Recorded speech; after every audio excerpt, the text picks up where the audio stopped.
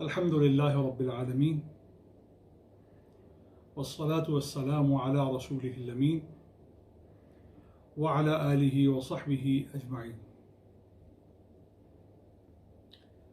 بسم اللہ الرحمن الرحیم۔ ومن یقتل مؤمنا متعمدا فجزاؤہ جہنم خالدا فیہا وغضب اللہ علیہ ولعنہ وأعد له عذابا عظیما۔ صدق اللہ و صدق رسولہ۔ مشاہدین و مستمعین السلام علیکم۔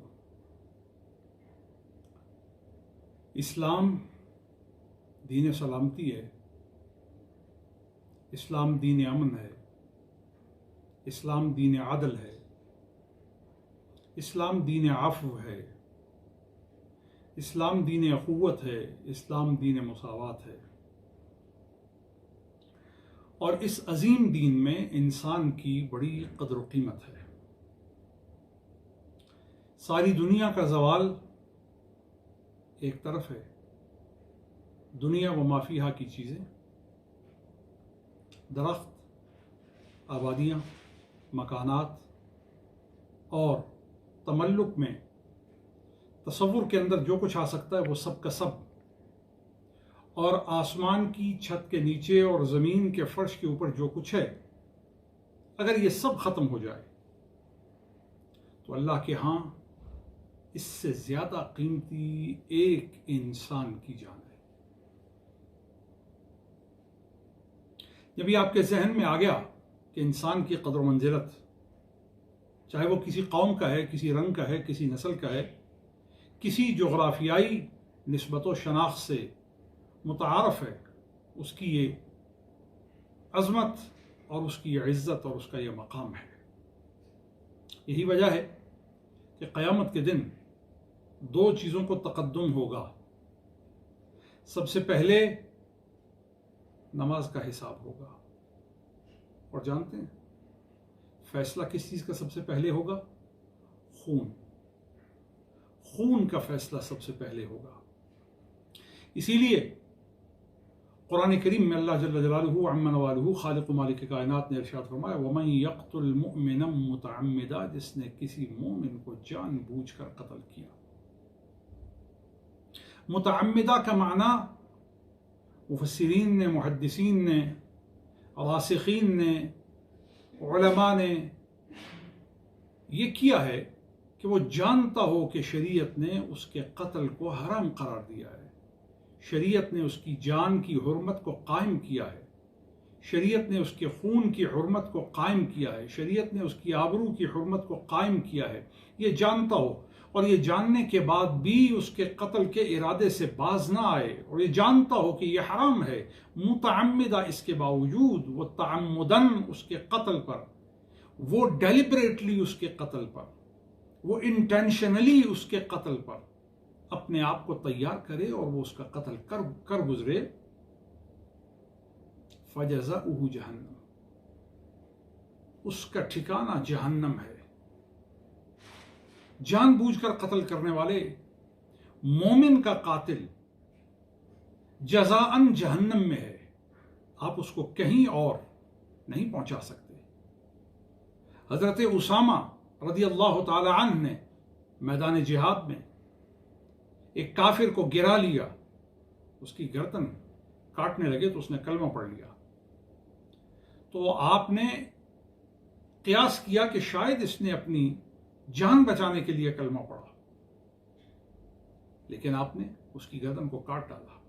آپ جانتے ہیں کہ نبی کریم صلی اللہ علیہ وسلم نے کتنی زجر و توبیخ فرمائی، حضور نے کتنی باز پرس فرمائی، اور فرمایا اسامہ تم نے اسے کلمہ پڑھنے کے باوجود کیوں کاٹا، کیوں مارا، کیوں قتل کیا؟ عرض کیا رسول اللہ وہ شاید اس نے کلمہ اپنی جان بچانے کے لیے پڑھا تھا۔ آپ نے فرمایا کیا تم نے اس کا دل چیر لیا تھا؟ کیا تم نے اس کے دل کے اندر جھانک لیا تھا؟ آج پوری دنیا میں انسانیت کے خلاف نفرت کی بنیاد پر چلنے والی تحریکیں انسانوں کو گاجر اور مولی کی طرح کاٹ رہی ہیں، اور ان کو مکھی اور مچھر سے زیادہ کمتر اور زیادہ حقیر جان کر کے وہ کس قسم کی تحریکیں چلا رہی ہیں۔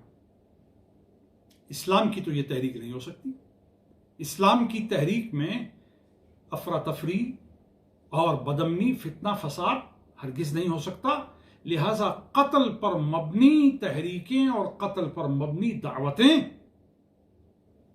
اسلام کی دعوت نہیں ہو سکتی. اور قرآن کہتا ہے خالداً فیہا، وہ اس میں ہمیشہ ہمیشہ رہے گا. علماء اہل سنت نے عقائد موافق سنت اور عقائد اہل اسلام میں اس کی توضیح کی ہے. عقائد نصفیہ کو دیکھا جا سکتا ہے، عقیدت الطحاویہ کو دیکھا جا سکتا ہے، اور عقیدت اہل سنت والجماعہ کو دیکھا جا سکتا ہے. ہمارے علماء نے اس کی تصریح کی ہے. امام سعد الدین تفتزانی نے تصریح کی ہے، اور امام لالکائی نے اس کی تصریح کی ہے، اور علامہ غزالی نے اس کی تصریح کی ہے. خالداً فیہا کا معنی ہے کہ یہ آخری شخص ہوگا جو جہنم سے ایمان کی بنیاد پر نکالا جائے گا. اس کے بعد کوئی اور مومن جہنم میں نہیں رہے گا. خالداً کا معنی یہ ہے کہ یہ سب سے آخر جہنم میں رہے گا، دیر تک جہنم میں رہے گا، کفار کے ساتھ جلتا رہے گا، سڑتا رہے گا اور عذاب چکھتا رہے گا. خالداً کا یہ معنی ہے. اچھا، لیکن اللہ کا غیظ و غضب دیکھیے کہ ایک مومن کی جان متعمدن لینے والے کے لیے خالق و مالک کائنات کیا فرما رہا ہے؟